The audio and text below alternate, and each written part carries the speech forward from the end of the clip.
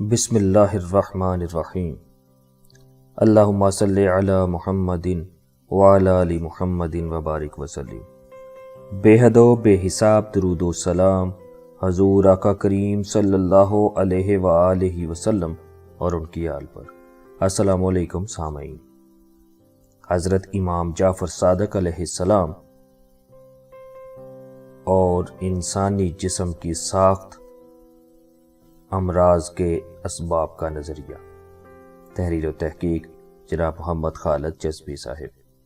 سامعین، اگر ابھی تک آپ نے ہمارے چینل صرف سچ کو سبسکرائب نہیں کیا تو ہمارے چینل کو سبسکرائب کریں اور ساتھ دیے گئے بیل کے آئیکن پر کلک کریں تاکہ آپ کو آنے والی ہماری ہر نئی اور معلوماتی ویڈیو کا اپڈیٹ جلد مل سکے۔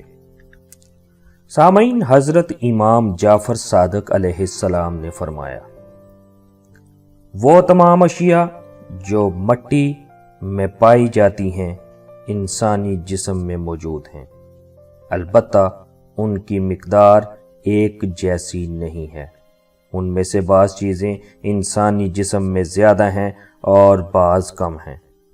انسانی جسم میں 4 چیزیں زیادہ مقدار میں ہیں اور 8 چیزیں کم مقدار میں ہیں، جبکہ 8 چیزیں ایسی ہیں جو بہت ہی کم مقدار میں ہیں۔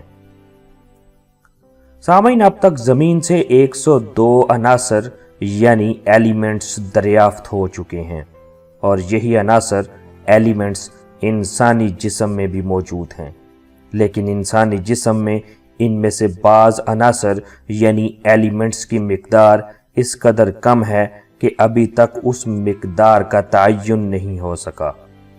وہ 8 عناصر ایلیمنٹس جو انسانی جسم میں بہت کم مقدار میں پائے جاتے ہیں، molybdenum, helium, fluorine, cobalt, manganese, iodine, zinc اور تانبا ہیں۔ اور وہ 8 عناصر جو انسانی جسم میں پہلے 8 عناصر سے زیادہ مقدار میں پائے جاتے ہیں، magnesium, sodium, potassium, calcium, phosphorus, chlorine, sulphur اور لوہا ہیں، جبکہ وہ 4 عناصر جو انسانی جسم میں زیادہ مقدار میں پائے جاتے ہیں، آکسیجن، کاربن، ہائیڈروجن اور نائٹروجن ہیں۔ سامعین، انسانی جسم میں ان عناصر کی شناخت یعنی آئیڈینٹی کوئی 1-2 دن کا کام نہ تھا، بلکہ اس کا آغاز 18ویں صدی عیسوی میں پوسٹ مارٹم کے ذریعے ہوا۔ اس کام کا سہرا آسٹرین اور فرانسیسی قوموں کے سر ہے۔ دوسرے ممالک میں پوسٹ مارٹم شاذ و نادر ہی کیا جاتا تھا۔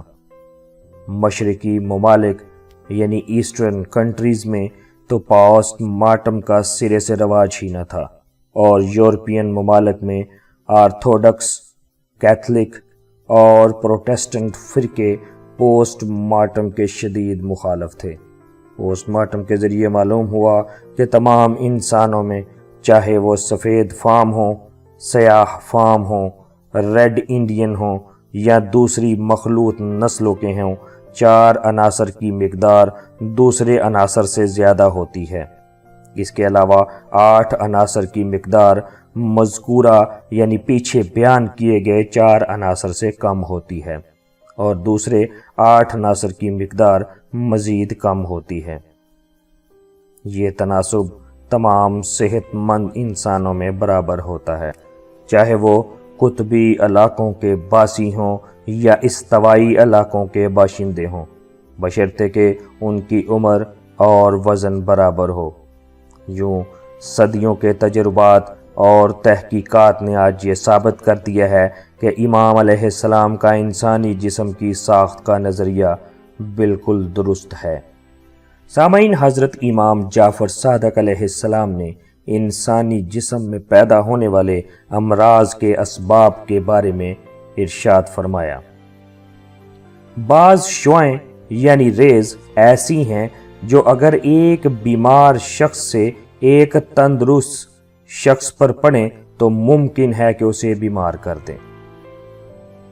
سامعین، خیال رہے کہ آب و ہوا یا جراثیم یعنی مائکرو آرگنزمز کے منتقل یعنی ٹرانسفر ہونے کے متعلق بات نہیں ہو رہی، بلکہ شعاعوں کے متعلق یعنی ریز کے متعلق بات ہو رہی ہے، اور وہ بھی تمام شعاعوں کے متعلق نہیں بلکہ صرف چند اقسام کی شعاعوں کے متعلق جو اگر ایک بیمار شخص سے ایک تندرست شخص پر پڑیں تو ممکن ہے کہ اسے بیمار کر دیں۔